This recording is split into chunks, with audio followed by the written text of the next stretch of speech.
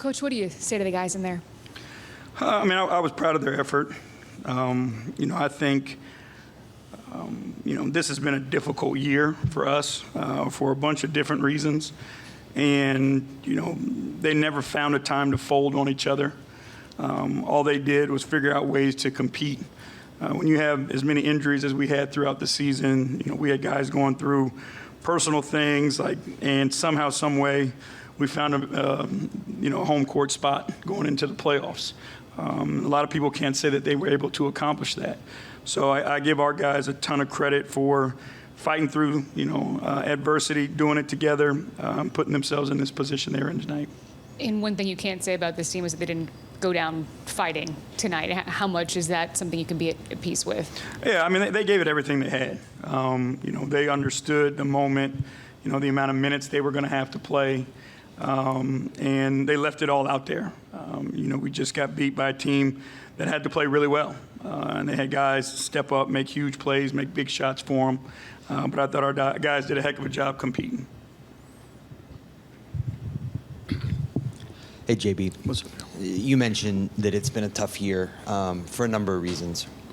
For you personally, especially with the effort the last couple games, these close games, is there a statement that you've made about your place with this franchise, and is it something that you'd like to continue to do? Would I like to continue as Cavs coach? Yeah, I think we've continued to build this thing the right way. Every single year we've improved. Continue to get better. Play in, playoffs, win around. Players have gotten better. Guys have had great years. This is definitely a place I want to be. To that point, JB, obviously one of the things that's sort of been around the team, I guess maybe from the outside looking in, is Donovan's future going forward. What do you think, the way you guys have gone through the year, winning around, obviously the fight you put up last couple of games without him shows about what you guys can do going forward, assuming he's still around? We've got a good team. We've got good individual players. We've got high character players, that are concerned about winning. And anytime you have that, you're going to give yourself an opportunity. I would love to see, what we look like when we're whole, for an entire season, the pressure we can put on the league from that standpoint. But we've got a good basketball team of guys who want to win and guys who want to get better. And to that point, obviously you guys did compete extremely hard the past couple games while down a bunch of guys. How much of you thinks about what could have been if you were able to see what you would have had if you'd had all these guys available over the past couple of days? Yeah, obviously, you would love to be that way, and the teams that typically are healthy are the teams that end up having the most success, especially in the postseason.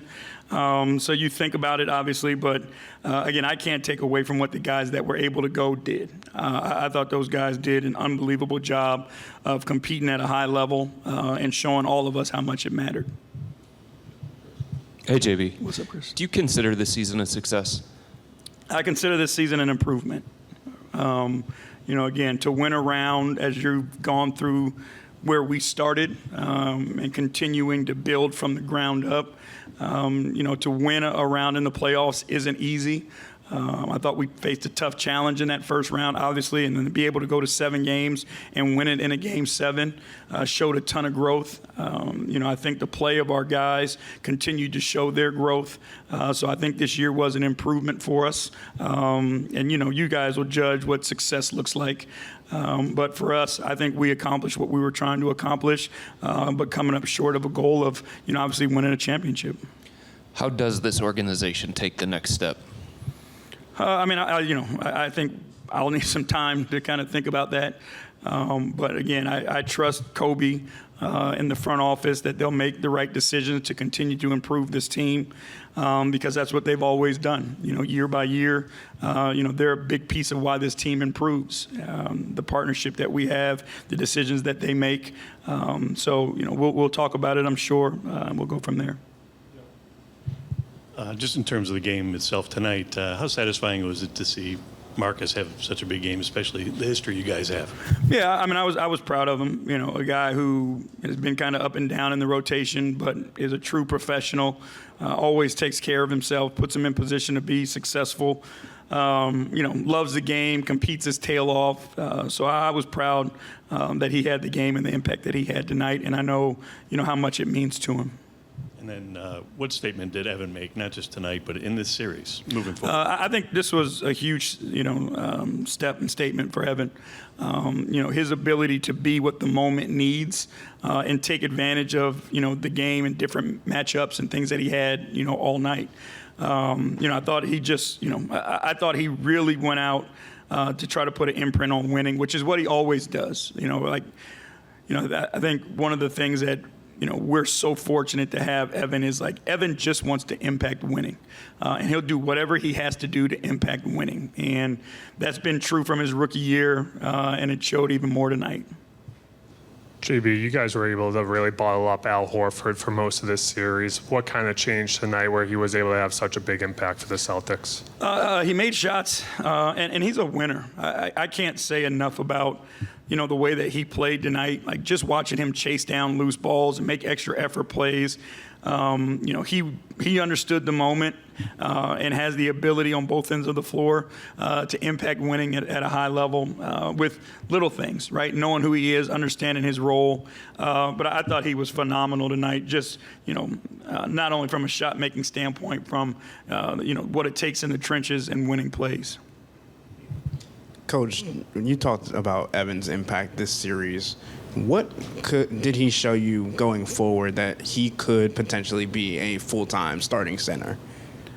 I mean, I think, you know, he is, like, he's a starter no matter what position you want to put him at. And, you know, I'm not going to get into the, you know, full-time starting center. Like, we have Jared Allen.